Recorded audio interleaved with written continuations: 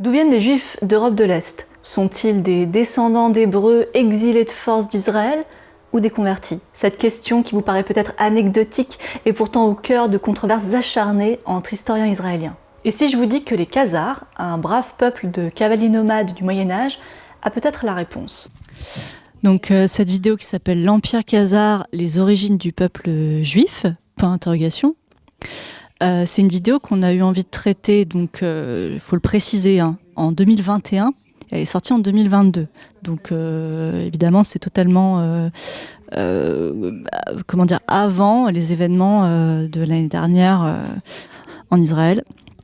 Donc c'est des choses qu'on ne peut pas prévoir. En revanche, on voulait traiter d'un sujet un petit peu plus courageux, parce qu'en fait on a une chaîne d'archéologie, donc souvent on traite de sujets qui attirent les gens juste par curiosité d'une civilisation passée, voilà. Mais il y a des thèmes qui sont plus politiques et qui demandent aussi à la vulgarisation, de s'y atteler. Oui, et effectivement, la vidéo commence par une mise en garde, même si on n'a pas forcément besoin de le faire quand on traite du peuplement de l'Islande au début du Xe siècle. Les Islandais nous tombent pas dessus sur un sujet comme ça. On est conscient qu'on met complètement les pieds dans le plat, que c'est un sujet qui est à vif et un débat qui est extrêmement explosif. Donc, ça commence par une mise en garde en disant on va vous présenter des hypothèses. Effectivement, le ton de la vidéo, il est assez précautionneux avec ça, et effectivement ça n'a pas loupé, c'est-à-dire que comme le disait Clotilde tout à l'heure, c'est la vidéo de la chaîne la plus vue et de très loin, et tu l'as expliqué tout à l'heure au public après la diffusion, il y a des commentaires tous les jours sous cette vidéo, et qui sont pour beaucoup assez incendiaires, parfois complètement haineux, totalement décorrélés du contenu de la vidéo, qui en la revoyant là, cet après-midi, je me faisais la remarque, parce que 2 ans ont passé et il y a toujours ce flot de commentaires, donc on se dit mais peut-être qu'on a été hyper virulent, peut-être que et puis en fait on la revoit, on se dit mais c'est ça, les gens s'énervent pour ça, alors que honnêtement on a fait attention, on a présenté 2 hypothèses et on a expliqué, donc c'est vrai que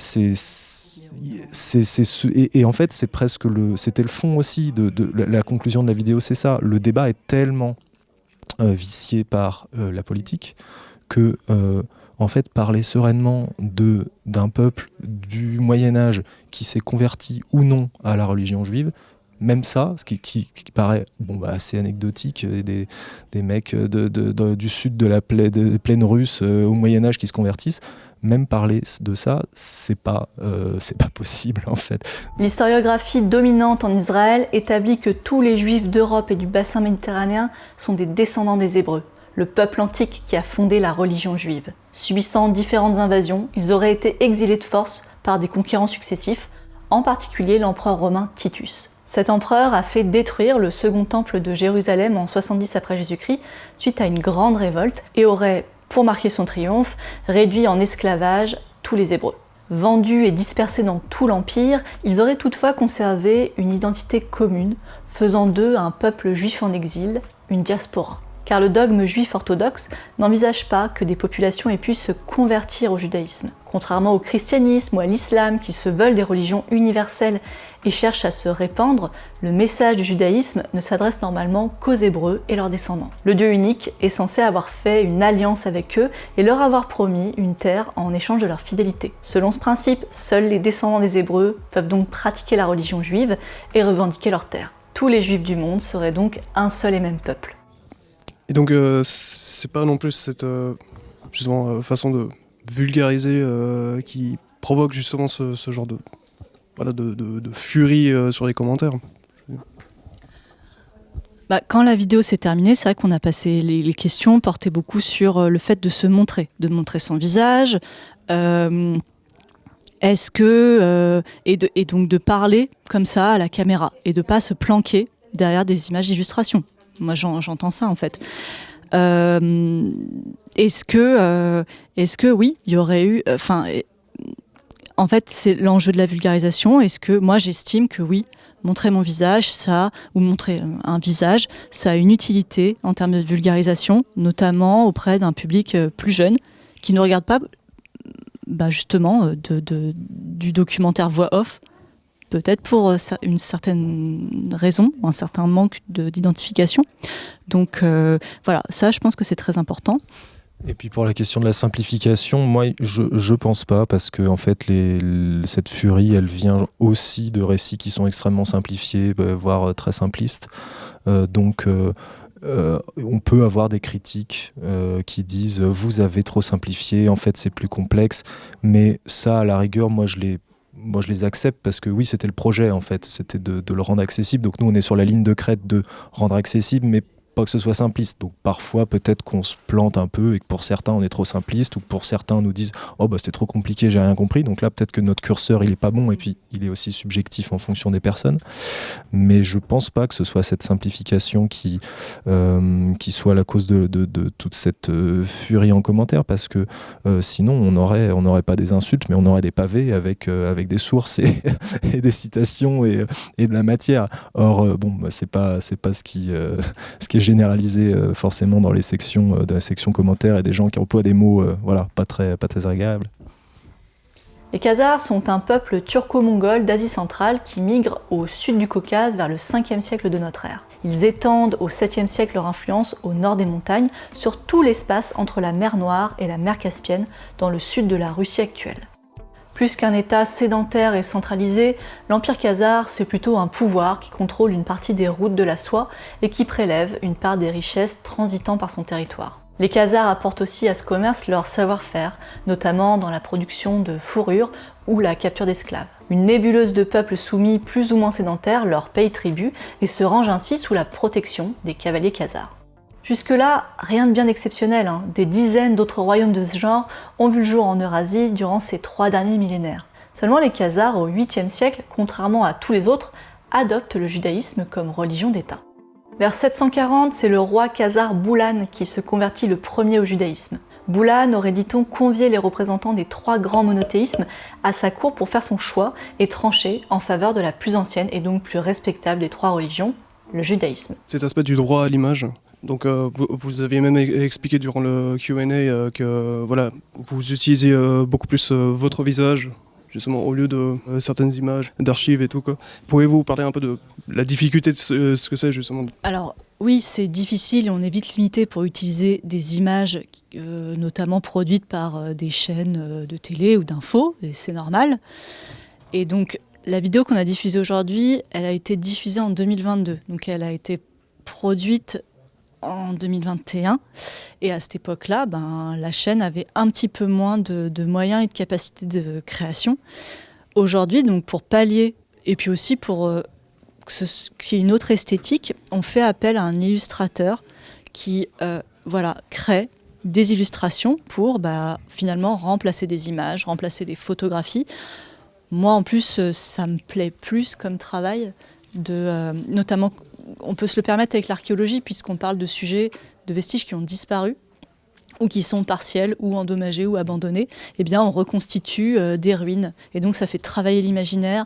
Là, on touche quelque chose de la beauté, du sensoriel. Il faut essayer de recréer des atmosphères, je sais pas, de l'âge du bronze, l'âge du fer. Et ça, c'est génial de pouvoir le faire.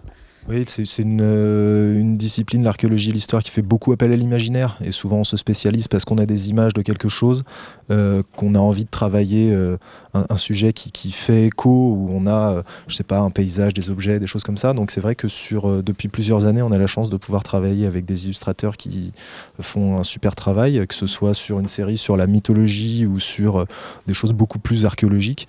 Et ça donne aussi une plus-value, une esthétique qui est différente. On pourrait sans doute, plutôt que de payer un illustrateur, payer des droits pour avoir accès à des images d'archives. Ce serait un choix artistique très différent. Ouais. Cet épisode de la conversion des Khazars au judaïsme a fait émerger une seconde hypothèse historique. Il se pourrait bien que les Juifs ashkénazes ne soient pas des Hébreux exilés à Rome, puis en Allemagne et enfin en Europe de l'Est, mais plutôt des descendants de Khazars. Certains Khazars auraient migré progressivement vers l'Europe centrale, peut-être poussés par les invasions mongoles, mais d'autres seraient restés sur leur terre et formeraient les communautés juives actuelles du Caucase. Cette théorie, esquissée dès le 19e siècle, a été formalisée et popularisée par l'ouvrage La 13e tribu d'Arthur Koestler, paru en 1976. Et elle vient complètement remettre en question les origines des juifs ashkénazes et une partie du coup de l'argumentaire historique du sionisme. Justement, durant la Q&A, il y avait monsieur Hunenberger, enfin j'espère que je ne massacre pas son nom, qui est justement journaliste chez RTS Religion, qui avait parlé justement de cette idée d'harponner le public. Donc ils avaient justement engagé une personne spécifiquement pour voir les moments où au niveau des vues ça baisse et tout, quoi. Je veux dire, au fond, est-ce que c'est vraiment nécessaire de toujours chercher à garder à 100% l'attention de la personne, enfin du public et tout, quoi, enfin. La question de l'attention du spectateur, de faire en sorte qu'il reste le plus longtemps possible, en fait ça dépend du travail qu'on veut faire. Moi je sais que on produit des vidéos qui n'ont pas forcément le même impact. Celle qu'on a diffusée aujourd'hui, fait 600 000 vues, alors que la moyenne de la chaîne, c'est du 50 000 vues. Donc en fait, parfois, il y a des choses hors normes qu'on ne peut pas prévoir. Et donc comme on peut difficilement prévoir comment va être reçue une vidéo sur Internet, ce qui est important, c'est de faire quelque chose qu'on peut défendre, et qu'on peut défendre sur le temps long, et qui nous plaît. Parce que si on devait produire des choses avec uniquement en tête l'argument, le critère de il faut que ce soit vu, on passerait notre temps dans le texte à ajouter des superlatifs, à faire des montages d'une certaine manière. Moi, c'est pas du tout mon envie. Vraiment, c'est pas mon approche, et je peux me le permettre parce que justement en France, on a notamment le Centre national du cinéma. Donc en fait, on a une liberté éditoriale et créative, on a une démarche artistique en fait qui est très très très importante. Et puis une autre grande révolte a lieu en Judée en 135 après Jésus-Christ, ce qui montrerait bien que les habitants sont toujours sur place 65 ans plus tard. Et là encore, les historiens romains mentionnent bien une répression implacable, mais pas d'exil. La question qui suit est dès lors inévitable.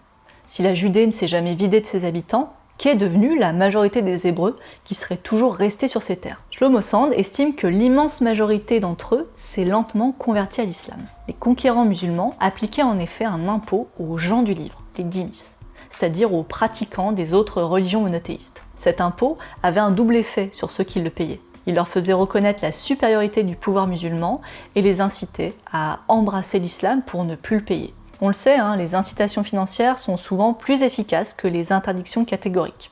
En effet, au fil des siècles, beaucoup de chrétiens et juifs résidant dans les États musulmans ont adopté la religion musulmane. Sand écrit « Il ne serait pas abusif de soutenir que la Palestine, terre d'Israël, connut un certain processus de conversion modéré sur la longue durée, évoluant parallèlement à la disparition de la majorité juive. » Un retournement total du récit qu'on a présenté au début. Les descendants des Hébreux seraient en réalité les Palestiniens. De quoi déplaire à pas mal de monde en Israël, surtout quand cette théorie est reprise par les nationalistes palestiniens pour contester jusqu'à l'existence de l'État d'Israël. Qu'est-ce qu'on fera pour vous un bon explainer? Quelqu'un qui vulgarise bien. C'est quelqu'un qui a... je ne sais pas si la formation universitaire, c'est le critère ultime. Moi, je pense que notre formation, elle est très très utile et elle a une plus-value en tout cas. Y a une dimension, je pense, créative. Il faut quand même faire quelque chose qui se regarde, c'est-à-dire qu'il y a du rythme. Donc, et le rythme, c'est pas que des images montées d'une manière très très rapide. C'est aussi, moi, je suis de l'école de l'écriture, et Lucas aussi, et c'est pour ça qu'on travaille comme ça. C'est le texte, c'est le rythme des phrases,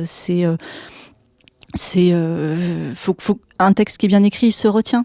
Et un bon vulgarisateur, c'est quelqu'un qui répète les choses et qui les met à disposition sur différents formats. Et c'est pour ça que c'est très important d'être un petit peu partout. Et parfois de se faire violence à faire du format court si on n'aime pas faire ça, parce que c'est une porte d'entrée, c'est un pont. Et il faut vraiment voir ça comme une richesse et une opportunité pour intéresser un public qu'on méconnaît parfois.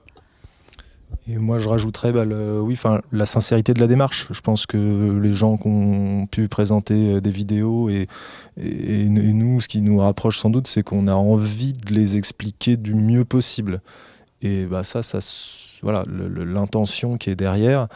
Après, il faut rajouter de la méthode, il faut rajouter du temps, des financements. Mais si on n'est pas juste à la recherche du clic, mais qu'on est persuadé que ce qu'on fait, ça va être utile et qu'on le fait du mieux possible, là, on touche déjà quelque chose qui est probablement se rapproche de la qualité. Voilà. Le climat politique et idéologique est donc tellement dégradé qu'il rend tout débat serein extrêmement compliqué pour l'instant. En bref, il paraît illusoire de voir prochainement un consensus sur la question des Khazars.